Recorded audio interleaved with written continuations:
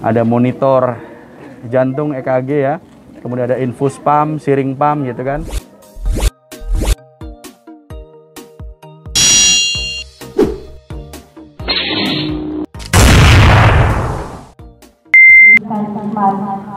Sehat, bisa berkumpul bersama untuk acara sosialisasi dari AGD ya. Kemudian acara ini akan dilanjutkan pembukaan oleh wakil kesiswaan, yaitu Ibu Fitri Wahyuni. Kepada Ibu Fitri Wahyuni, a good experience for us because this is special for me, yeah, for our school to come from AGD Dinkes DKI Jakarta to giving some knowledge about the how to help someone in street or makes what the ambulance, yeah. So I think this is appreciated from Sifa because Sifa have a good idea to make this meeting for excellent service for you, yeah. And then knowledge about ambulance. And next steps, the message from our principal, Dr. Zainab say, to collaborate more. After this, maybe you can make the program more from AGD Dinkes and Global Cendekia Vocational School to learn about BHD. Continue. Jadi setelah ini mungkin ada program buat kalian lagi dengan AGD Dinkes yang sudah menawarkan programnya, yaitu tentang bantuan hidup dasar atau BHD.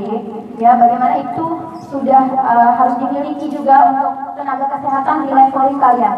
Ya, leveling asisten tenaga kesehatan juga harus punya skill. Bagaimana sih bantuan hidup dasar itu yang pasti akan bermanfaat di lingkungan sekitar, minimal di dalam keluarga, tetangga atau masyarakat yang nantinya kalian temukan, ya, baik itu di jalan ataupun di lingkungan rumah atau di kelas atau di lingkungan sekolah. Jadi you are the first time to first aid, ya, jadi penolong pertama, jadi ngerti gitu. Jadi udah 3 tahun sekolah di sini nggak ngerti bagaimana pertolongan pertama gitu. This is apa namanya, a very good experience. So you must be concentrate and following this program well. Okay. That's all for me. Thank you for your attention. And then continue Pak Anhari and team to giving the thanks in this morning. Thank you. Wassalamualaikum warahmatullahi wabarakatuh. Tes 1 2 3. Baik. Assalamualaikum warahmatullahi wabarakatuh. Waalaikumsalam warahmatullahi wabarakatuh. Pertama-tama marilah kita panjatkan puji syukur kehadirat Allah SWT karena pada kesempatan pagi hari ini yang cukup sendu ya Bu. Mudah-mudahan tidak hujan, tetapi alhamdulillahnya tidak panas nih Bu. Kita bisa bertatap muka, bersilaturahmi, bertegur sapa dengan adik-adik semua dari SMK Kesehatan Global Cendekia. Yang saya hormati Ibu Kepala Sekolah SMK Kesehatan Global Cendekia, yang saya hormati Ibu Fitri dari bagian kesiswaan, kemudian Bu Sifa dan Bapak Ibu Guru SMK Kesehatan Global Cendekia dan adik-adik siswa-siswi SMA Kesehatan Global Cendekia yang saya banggakan. Baik, mungkin kayaknya agak tegang ya. Kita santai aja ya, rileks aja ya, karena hari ini kita bukan mau belajar, tapi kita mau ngobrol-ngobrol ya, mau sharing tentang pelayanan ambulans gawat darurat. Baik, sebelumnya kami perkenalkan dulu Bu, izinkan, kebetulan kami datang bertiga, saya, Anhari, kemudian ada Mbak Gita, Kemudian ada Mas Riven. Ya. Kalau Mbak Gita nggak dihain ya? Oh, karena semuanya, iya, karena semuanya kaum Hawa. Baik. Jadi kami ini adalah ambulans gawat darurat. Habis sekali Pak. Kami ini adalah ambulans gawat darurat Dinas Kesehatan Provinsi DKI Jakarta. Kita adalah unit pelaksana teknis dari Dinas Kesehatan. Artinya kita di bawah Dinas Kesehatan seperti halnya Puskesmas, RSUD, ya seperti itu. Jadi sama. Nah kami adalah UPT tersendiri, UPT ambulans gawat darurat, ya. Dan itu masih jarang di Indonesia. Ya, masih jarang di Indonesia UPT tersendiri khusus ambulans gawat darurat. Biasanya ada di bawah Dinas Kesehatan di bagian Yankes khusus ambulansnya. Ya, tapi kami adalah UPT tersendiri. Pegawai kami cukup banyak dan 90% adalah perawat. Jadi ada sekitar 975 pegawai kita. Rata-rata perawat, ya, dokter ada. Tugas dan fungsinya adalah sesuai dengan Peraturan Gubernur DKI Jakarta Nomor 159 Tahun 2019 adalah tugasnya adalah kegiatan pelayanan ambulans gawat darurat 24 jam.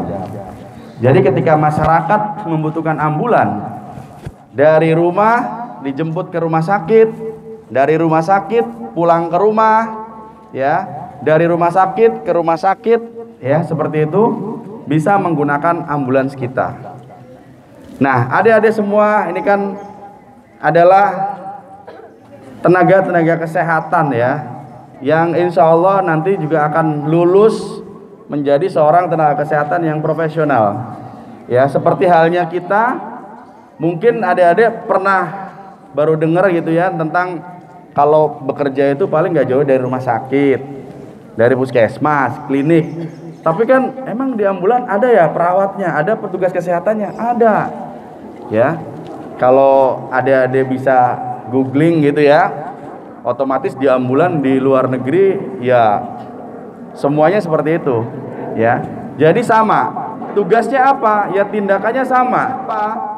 Ketika ada panggilan, kita datang ke rumah atau ke tempat kejadian perkara, kita anamnesa, kita cek dengan cepat ya dan tepat sampai stabil airway, breathing, circulation, sampai dia stabil baru dibawa ke rumah sakit terdekat ya. Jadi sistemnya itu tidak langsung jemput pasien kemudian kita bawa, tapi tidak dilakukan tindakan.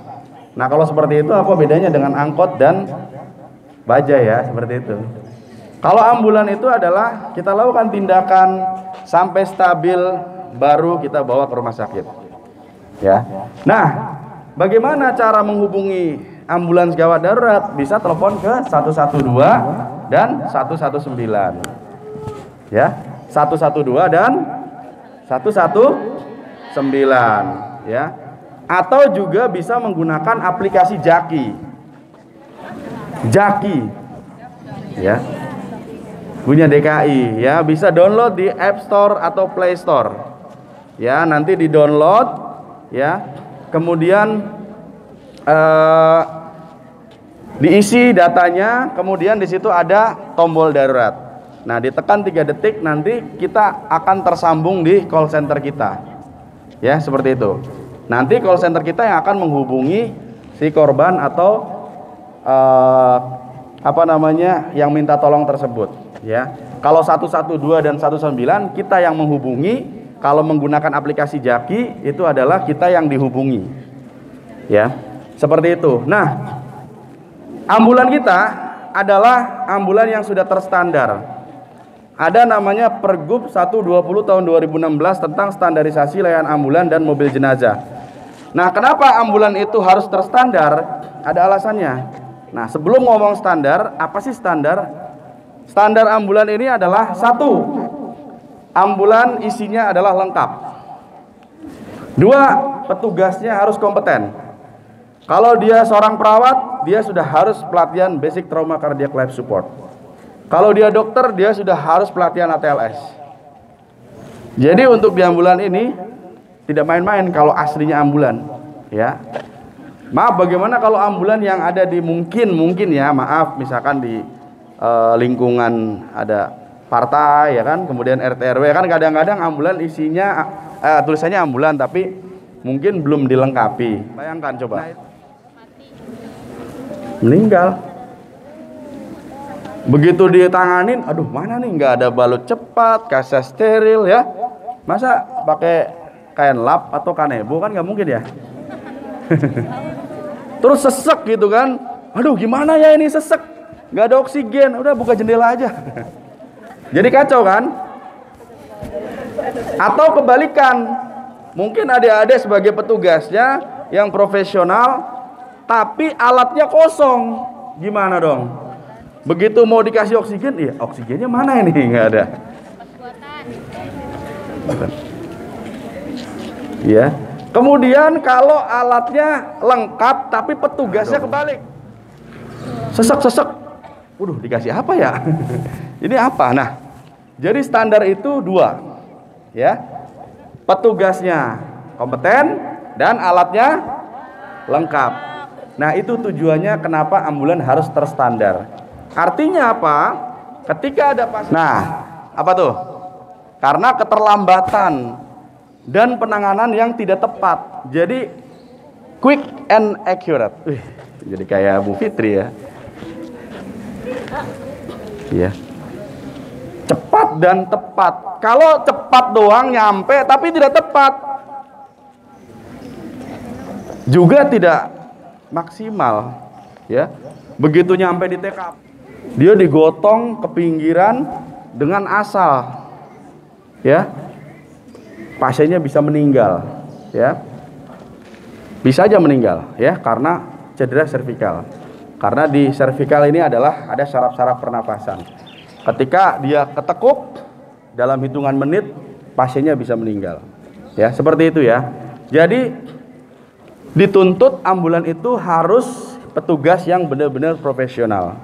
Karena tadi, ya, bukan masalah petugas medisnya yang bagus atau rumah sakitnya yang bagus dan megah, tetapi medical first responder, orang yang pertama kali menemukan itu harus melakukan dengan cepat dan tepat, ya.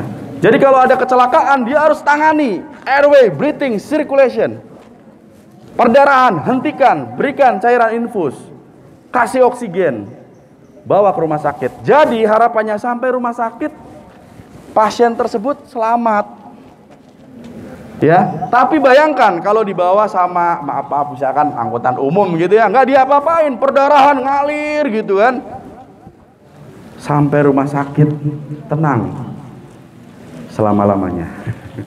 Gitu ya. Itulah yang terjadi kenapa dulu founding father kita Profesor Dr. Aryono Juned Pusponegoro itu mendirikan atau membuat pre-hospital ambulan yang dia bawa dari luar. Di sini perlu ada nih di Indonesia. Jangan sampai banyak masyarakat yang cedera ataupun meninggal di jalan. Dan itu banyak sekali, terutama kasus trauma dan jantung. Ya, gitu ya adik-adik. Nah, sekali lagi ya, mudah-mudahan dari tangan adik-adik semuanya, Bapak Ibu guru semuanya, informasi ini bisa nyampe ke masyarakat yang membutuhkan, ya, sehingga ya masyarakat yang mungkin membutuhkan ambulan gawat darurat bisa tertolong karena adik-adik semuanya, dan itu menjadi mudah-mudahan pahala buat kalian semua. Betul nggak? Nanti kan bisa aja nih, nanti ada brosur ini di foto, kirim ke grup. Adik-adik punya grup 4, satu grup aja ada 20 orang. Bisa nggak nyampe tuh informasi? Ini loh pelayanan ambulan gawat darurat untuk masyarakat DKI, ya. Nyampe kan? Jadi ini ada berapa nih Bu? Ada sekitar 100 berapa? 50-an atau 200-an? Senengnya gitu. Yuk, silakan bertanya, namanya siapa? Nama Nama saya Nur Ajiza. Nur Ajiza, gimana Nur Ajiza? Pak, apakah ambulan boleh menerobos lampu merah? Boleh menerobos lampu merah? Itu doang pertanyaannya? Oh, baik.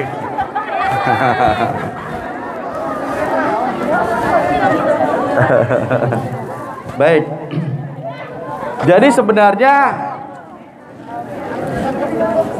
di Undang-Undang Nomor 9 Tahun 2009 sebenarnya ada ketentuan yang boleh didahulukan. Yang pertama adalah pemadam kebakaran, itu nggak boleh dihalangi. Pemadam kebakaran, ya. Yang kedua adalah ambulans yang membawa pasien. Yang ketiga adalah mobil biasa tapi dia membawa pasien. Ya. Yang keempat nih, ya kan? Mobil dari rombongan kepresidenan dan sekelas tamu negara. Kelima, mobil jenazah. Nah, ini kalau mobil jenazah di DKI Jakarta kan pengen duluan, sebenarnya urutan kelima loh. Nah, gitu ya. Baru yang keenamnya adalah dari yang alutsista TNI, mobil tentara gitu ya, tank baja kayak gitu. Nah, itu terakhir. Jadi di awal pertama itu adalah yang didahulukan adalah mobil pemadam. Makanya mobil pemadam itu harus tidak boleh dihalangin. Bahkan pernah lihat nggak mobil polisi ditabrak sama mobil pemadam? Undang-undangnya ada. Kalau ngalangin gitu kan, karena dia harus menyelamatkan. Sifatnya kalau rumah kebakar kan bisa aja ada manusia di situ, korban nanti. Ya, baru ambulan dia didahulukan. Nah, pertanyaannya tadi, ya, jadi kan kita harus tahu dasar dulu kalau kita bicara ya. Nah, persoalannya adalah boleh nggak kalau kita kondisi darurat menerobos lampu merah? Ya, aturan lalu lintas sebenarnya harus ditepati. Ya, kan aturan itu untuk harmonisasi ya, jangan dilanggar gitu. Kenapa? Kalau kita langgar, khawatirnya apa? Lagi kenceng di sana karena kita ngerasa ini kan gua bawa pasien nih, iya kan? Kalau saya tabrak, takutnya dari sana kan namanya juga lagi hijau ya. Akhirnya apa? Kalau kita tabrakan, maaf, pasien yang harusnya sembuh jadi ikut meninggal juga, ya. Coba. Yang ditabrak juga bisa jadi korban. Akhirnya apa? Nanti malah jadi omongan jelek. Gak respect orang nama ambulan. Jadi kita harus tetap jaga, ya. Kecuali ada pengawalan khusus. Misalkan ini benar-benar darurat, dikawal khusus sama mungkin dinas perhubungan, foragernya dengan polisi kayak gitu ya. Mungkin kita ya udah karena dikawal kan. Tetapi kalau tidak, sebaiknya tidak boleh menerobos lampu merah. Ya. Tetapi lihat situasi. Ya, itu kan kalau misalkan benar-benar sepi dan pasiennya benar-benar ada gitu. Jangan sampai mentang-mentang pakai ambulan nggak ada pasiennya main terobos aja. Ya. Nah, itu kan jadi memalukan akhirnya. Jadi pada intinya menerobos lampu merah itu sebenarnya tidak boleh ya, kecuali tadi mungkin ya kalau di Indonesia kan masih ada bahasa situasional seperti itu ya. Kalau kondisinya sepi dan terjadi kecelakaan, ya, dan korban ini masih memungkinkan untuk terselamatkan. Ya. Sedangkan yang kita tahu itu jalanan Jakarta ini kan identik dengan kata macet ya. Baik. Jadi itu gimana solusinya supaya korban bisa terselamatkan dalam waktu dekat ambulan bisa datang gitu. Oh, jadi mungkin capaiannya ambulannya ya. Iya, solusinya gitu. Solusinya, baik. Itu aja. Iya. Baik, Citra, terima kasih. Intinya untuk mengejar respon time ya. Jadi memang betul kita juga punya respon time ya. Jadi gimana sih kita biar lebih cepat? Sebenarnya banyak caranya. Pertama bisa menggunakan rotator, menggunakan sirine, dan mencari jalan alternatif. Kemudian kalaupun misalkan macet, kita tidak boleh langsung membunyikan sirine asal-asalan gitu. Tang ting kayak gitu ya. Jadi pakai menggunakan mic di situ ada. Ya, biasanya kita lihat juga ya macetnya seperti apa. Kan gini, teman-teman dari ambulans itu sudah bisa memprediksikan jalan ini sebenarnya aslinya jalan 3 jalur. Maksudnya 3 mobil bisa, tapi dipakai 2 mobil, maka itu bisa dibelah. Sangat bisa dibelah. Kayak di luar itu ya, kalau misalkan dia jalannya 3, itu dia jadi 2 sehingga bisa untuk jalan. Kalau kita kan jalannya 3 dia tak pakai 3, jadi bingung, belah jalannya juga susah. Ya. Nah, kita juga punya prediksi ketika ini bisa nih kita buka jalur, ya. Maka kita akan belah jalurnya. Dengan cara apa? Yang santun, ya. Mohon maaf, mobil Avanza dengan B sekian-sekian, tolong minggir ke kanan, tolong minggir ke kiri. Seperti itu ya adik-adik. Jadi jangan kita main tang ding nggak karuan gitu. Ya. Jadi caranya seperti itu untuk ngejarnya. Tapi tetap ya kita juga harus mengutamakan selamat. Jangan kita ngebut-ngebutan tapi nggak selamat. Jangan, itu nggak boleh. Ya, cepat. Pendarahan dari sel-sel dan saraf-sarafnya mungkin terbuka, jadi darahnya keluar, otak kehabisan darah kan bisa nyawa bisa melayang. Kenapa bisa melayang? Kehabisan darah, jadi darah tuh nggak bisa menyebar ke seluruh tubuh, jadi organ-organ tidak bisa berfungsi dengan baik dan benar. Ada apa dengan darah? Karena darah itu fungsinya sangat banyak Pak, jadi organ-organ membutuhkannya Pak. Ada apa dalam darah? Ada apa? Nah, ini saya kasih clue loh ya. Ada apa ya? Tahan Bu, tahan yang lainnya ya. Oh iya Pak, ada oksigen atau banyak partikel-partikel gitu. Oke, kasih tepuk tangan dulu dong. Ya. Siapa namanya tadi? Siapa? Farhan. Oke. Tapi sebelum pertanyaan kan ngasih tahu dulu. Apa coba? Jawabannya. Yang lebih ini lagi. Iya, karena kehabisan darah kan. Di dalam darah itu kan ada mengandung oksigen. Nah, kalau tubuh terjadi pendarahan, keluar darah banyak, otomatis oksigen di dalam tubuh juga berkurang. Oke. Yang bisa menyebabkan kematian. Oke. Tepuk tangan dulu dong. Ini kan kalau ilmiah enak kan, ya kan? Nah, keren. Sekali lagi dong kasih tepuk tangan. Siapa namanya? Namanya Haya Yumna Rahman dari 12 Kuratan 1. Siapa tadi? Panggilannya apa sih? Yumna. Aduh, gampang ya. Yumna dan Farhan. Farhan mau ada pertanyaan katanya. Oh udah, silakan dulu kembali lagi. Makasih ya. Nanti baru setelah ini ya kita ulas sedikit. Yuk. Saya mau bertanya, kan ketika kita berkendara terus ada yang kecelakaan nih Pak di depan kita, terus korbannya terkapar atau pendarahan hebat, apa yang harus dilakukan oleh pengendara sekelilingnya, atau membiarkan saja atau bagaimana setelah menelpon petugas yang kita lakukan supaya pendarahan itu berhenti, atau nunggu dulu, atau kita pertolongan pertama dulu? Mantap, Farhan udah langsung materi nih Bu, keren ini ya, kasih tepuk tangan dulu dong. Oke.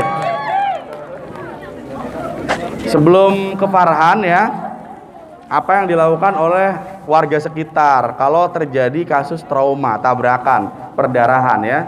Nah kalau tadi ya betul tadi ya. Jadi adalah kenapa orang banyak mengeluarkan darah menimbulkan kematian? Karena di dalam darah ada namanya oksigen. Oksigen adalah makanan dari otak. Otak adalah susunan saraf ya. Susunan saraf pusat yang mengendalikan seluruh aktivitas tubuh. Jadi oksigen itu adalah makanannya otak. Nah otak itu adalah susunan saraf pusat. Sehingga kalau misalkan otaknya itu tidak tersuplai dengan oksigen, maka akan terjadi namanya kematian batang otak. Kita tahu bahwa kematian itu ada 2. 1 kematian klinis, 2 kematian biologis. Nah yang kematian batang otak itu adalah kematian biologis. Kalau kalian tidak bisa melakukan dengan cepat, tidak bisa menghentikan perdarahan, bahkan tidak menyuplai cairan yang masuk ke dalam tubuh tadi, maka terjadi kematian batang otak. Kalau kematian batang otak, maaf, mau rumah sakit, mau profesor, dokter tidak akan bisa menyembuhkan kalau sudah kematian batang otak. Tapi kalau misalkan kematian klinis, terjadi henti jantung, bisa ada tindakannya. Bisa melakukan CPR ya, yang nanti simulasi BHD. Nanti ada materi lagi ya Bu ya. Seperti itu. Jadi di mana misalkan ya kalau kematian klinis kan, ini jantungnya terjadi namanya ventricle fibrilasi. Jadi di mana jantungnya itu tidak bisa memompa dengan baik. Jadi hanya bergetar saja, maka dilakukan CPR. Nah, nanti kita belajar lagi lebih lanjut. Oke? Terjawab ya. Jadi kalau orang kekurangan oksigen bisa meninggal. Kalau orang sehat gimana? Bisa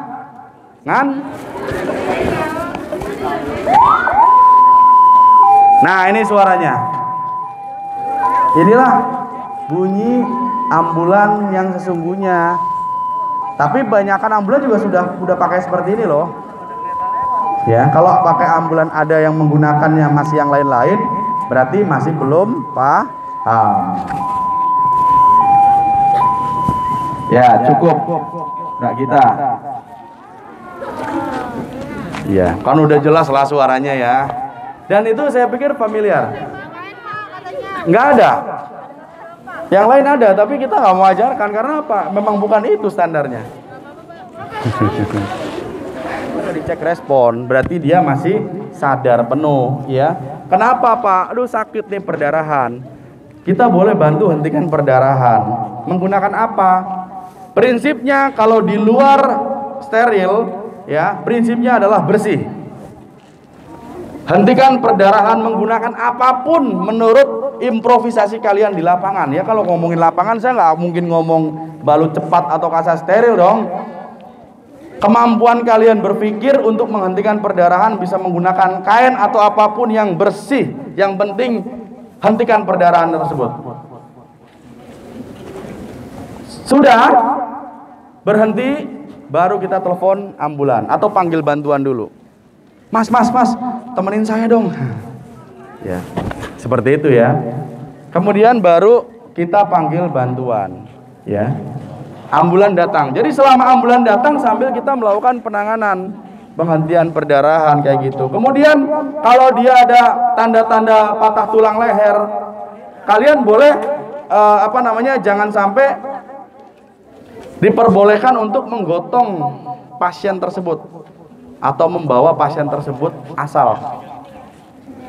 Ya, kalau sudah dipinggirkan, sudah Pak, Bapak petugas medis bukan? Bukan. Ya udah jangan dipegang, nanti ambulan aja biar. Boleh sampaikan seperti itu, ya. Jadi paling tidak hentikan perdarahan, kemudian baru panggil ambulan. Ya, Farhan ya. Masuk gak? Ya. Kasih tepuk tangan dong buat Farhan. Oke. Ada lagi? Dicuekin sebentar, ini yang 10 orang. Baik, adik-adik seperti ini kira-kira ambulans itu. Sebenarnya kalau untuk masalah ambulans itu tidak dilihat dari merek ambulannya. Saya yakin semua instansi atau satu perusahaan bisa membeli ambulans. Tetapi yang kita lihat itu bukan masalah mereknya, entah mau mereknya Mercy atau mereknya apa, ya bebas. Yang penting yang dilihat itu adalah layout di dalamnya dan isi ambulansnya. Jadi di sini kan ada monitor, ada AED. Ini kebetulan ini mobil punya humas marketing, jadi memang jarang digunakan untuk melakukan penanganan pada pasien. Tetapi kita coba lengkapi seperti halnya di lapangan. Jadi tidak banget lengkap seperti ventilator kita nggak isi, ya. Tetapi rata-rata ambulans kita semua sudah advance, sudah ada ventilatornya, ya. Ventilator portable kita ada, yang Hamilton, yang itu standarnya ICU rumah sakit besar kita punya, ya. Ada AED, ada monitor, ada suction elektrik, ada apalagi nih oksigen portable, kemudian ada Kendrick extrication device, ada juga apa namanya ini bidai. Baik, jadi inilah ambulan. Jadi adik-adik semuanya, ambulan itu kita tidak lihat dari merek ambulannya sebenarnya. Mereknya bebas, apa aja mungkin. Dan itu tidak ada aturannya. Yang penting isinya, layoutnya, alatnya ya seperti itu. Jadi alat yang ambulan ini adalah jenis ambulan advance. Ambulan advance itu adalah ambulan yang lebih lengkap sebenarnya. Cuma ini kan memang ambulan contoh yang buat kita liatin. Jadi memang kelengkapannya masih ada yang sedikit kurang. Jadi sini mestinya ada ventilator. Ventilator kita nggak pasang. Jadi ada tempatnya tuh, sebelah sana tuh kosong tuh. Nah itu buat tempat ventilator. Terus yang warna kuning itu ada AED, ya. Ini AED, automatic external defibrillator, untuk mengecek irama jantung, kemudian ini melakukan shock. Kemudian ini ada monitor, ada syringe pump. Ini syringe pump tahu kan? Syringe pump untuk mengatur cairan obat. Infus pump untuk mengatur cairan yang masuk ke dalam pasien. Kendrick extrication device adalah alat untuk ekstrikasi pada saat terjadi tabrakan frontal.